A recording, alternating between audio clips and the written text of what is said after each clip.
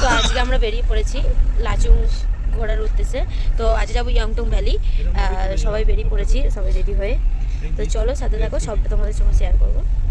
আমরা ইয়াংটং ভ্যালিতে যাবো বলে, বাট ওদিকে এত বরফ পড়েছে রাস্তায়, যার জন্য যেতে পারিনি আমরা, তাই জন্য আমাদের ব্যাক করতে হচ্ছে। তো মাঝখানে একটা জায়গায় আমরা দাঁড়িয়ে এখানে সবাই মিলে ফটো তুলছি সবাই এখানে, কারণ ওদিকে আমরা যেতে পারিনি, রাস্তা পুরো ব্লক হয়ে গেছে, প্রচণ্ড ঠান্ডা।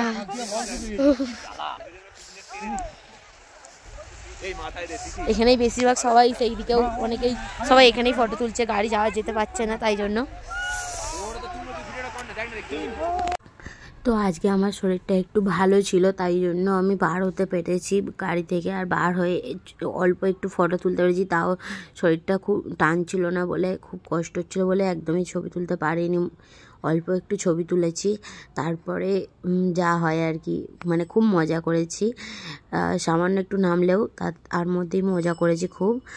আর এখানে দেখো সবাই কি সুন্দর মজা করে ছবি তুলছে, করছে, বেশ ভালো লাগছে, মানে খুবই ভালো লাগছে। মামা কোলে সুবর্ণ সুযোগ আছে, এই তো ধরেছে।